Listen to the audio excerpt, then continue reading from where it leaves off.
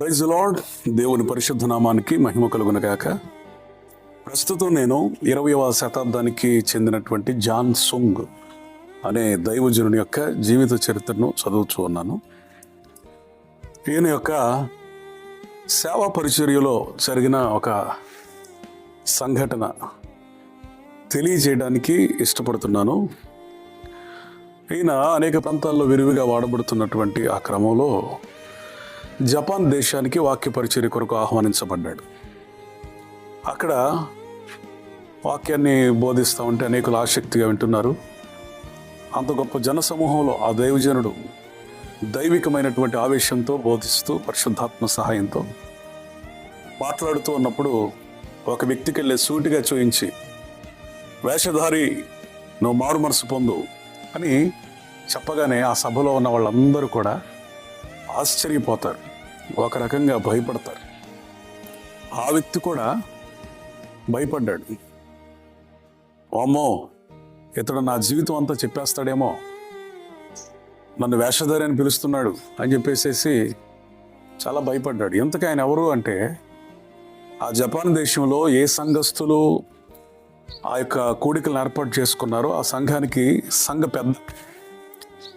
ఆయనకి భయం వచ్చేసింది. ఈయన ఎవరో నా చరిత్ర మొత్తం చెప్పేస్తా ఉన్నాడు, ఈరోజు ఇటు కూర్చోకూడదు, వేరే చోట కూర్చోవాలని ఎక్కడో మూలన కూర్చున్నాడు. మళ్ళా రెండోసారి ప్రసంగం చేస్తూ రెండో రోజు సూటిగా ఆయన వైపే చూపిస్తూ, వేషధారి నువ్వు మారు మనసు పొందాలి అని ఎక్కడో ఒక చోట దాగినట్లుగా కూర్చున్నటువంటి ఆ వ్యక్తిని కూడా ఉద్దేశించి వాక్యం మాట్లాడినప్పుడు మొదటిసారి భయపడ్డాడు. రెండవసారి అతనికి కోపం కట్టలు తెంచుకొని వచ్చింది. ఆ రెండో రోజు సభ అయిపోయింది. సంఘస్థులందరితో అన్నాడట, ఆ వ్యక్తిని నేను చంపేస్తాను, ఆ బోధకుడిని నేను చంపేస్తాను, నన్నే వేషధారి అంటాడా, అతన్ని నేను చంపేస్తానని చెప్పేసి అంటా ఉండడం సంఘస్థులందరూ విన్నారు. ఆ విషయం ఆ ప్రాంత ప్రజలందరికీ పాకిపోయింది.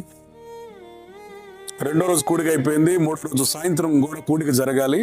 మూడో రోజు పగలు ఆ సంఘ పెద్ద జాన్ సుంగ్ అనేటువంటి ఈ దైవజనుడిని తన ఇంటికి రమ్మని ఆహ్వానించాడు. తన ఇంటికి రమ్మని ఆహ్వానించినప్పుడు అనేక మంది వద్దు వద్దు వెళ్ళొద్దు అని చెప్పారు.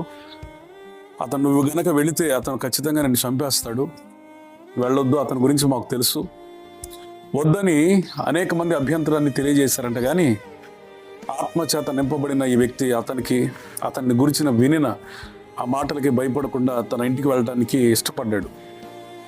ఇంటికి వెళుతున్నటువంటి ఆ క్రమంలో అనేక మంది ఆ సంఘం అంతా కూడా అతనికి ఏమీ కాకూడదని ప్రార్థన చేశారట. ఇతను ధైర్యంగా తన ఇంటికి వెళ్ళాడు. ఆ సంఘ పెద్ద ఇంట్లో అడుగు పెట్టగానే అప్పటికే సిద్ధపరచుకున్నటువంటి ఒక పొడవాటి కత్తిని తీసుకొని దైవజనుని మీద పడి చంపడానికి ఇక కత్తిని దూసి అతని మీదకి వెళ్ళినప్పుడు దైవజనుడు టక్మని మోకాళ్ళ మీదకి వచ్చేసాడు. దేవా, నన్ను కాపాడు, ఇతనికి మారు మనసును రక్షణ దయచేయని ప్రార్థన చేస్తా ఉంటే చాలా వడిగా, వేగంగా, ఆక్రోషంగా ఆ కత్తిని తీసుకున్నటువంటి ఆ వ్యక్తి గోడకు తగిలాడు. గోడకు తగలగానే ఆ పొడవాటి కత్తి రెండు ముక్కలైపోయింది. అతడు కూడా కుప్పకూలి పడిపోయాడు. పడిపోయాక కన్నీరు విడుస్తున్నాడు. ఇప్పటికే మీకు అర్థమైపోయింది, ఆ వ్యక్తిని అనగా ఈ జాన్ సుంగ్ అనే దైవజనుడిని చంపడానికి ప్రయత్నించినటువంటి ఆ సంఘ పెద్దని పరిశుద్ధాత్ముడు సంధించాడు. ఇక ఆ దైవజనుడి పక్కనే మోకాళ్ళలోని కన్నీటి పర్యంతం అయిపోయాడు. ఇక దేవుని కోసం బ్రతుకుతానని తీర్మానం తీసుకున్నాడు. గొప్ప ఆశ్చర్యకరమైన విషయం ఏంటంటే, ఎవరైతే వేషధారిగా బ్రతికాడో, బ్రతకడం మాత్రమే కాదు, తాను వేషధారిని మారుమనసు పొందాలని చెప్పిన దైవజనుడిని చంపాలని ప్రయత్నం చేశాడో ఆ యొక్క సంఘ పెద్ద తర్వాత దినాలలో దైవజనుడిగా మారి గొప్ప సేవ చేశాడని ఈ పుస్తకంలో వ్రాయబడింది.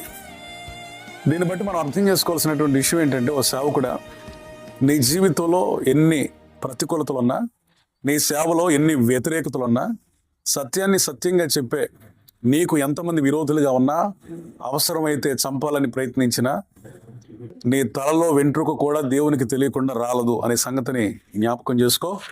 నిశ్చయంగా జాన్ సుంగ్ దేవుడే నీ దేవుడై ఉన్నాడు. నీ జీవితంలో ఆయన తలపెట్టిన కార్యం ముగించేంత వరకు నీకేమీ కాదు. నిశ్చయంగా దేవుడే నీ సహాయకునిగా ఉంటాడు. Praise the lord. దేవునికి మహిమ కలుగును గాక. ఈ మాట ఎందుకో పంచుకోవాలని పరిశుద్ధాత్మను ప్రేరేపించాడు. ఈ మాట మిమ్మల్ని బలపరిచిందని నేను అనుకుంటున్నాను. ఖచ్చితంగా ఈ మాటల్ని మీ తోటి దైవజనులకు షేర్ చేయండి. ఖచ్చితంగా మీ మంచి అభిప్రాయాలు కూడా వ్రాయండి. దేవుడు మీకు మీ సేవకు తోడై ఉండి నడిపించునుగాక. ఆమెన్. Praise the lord.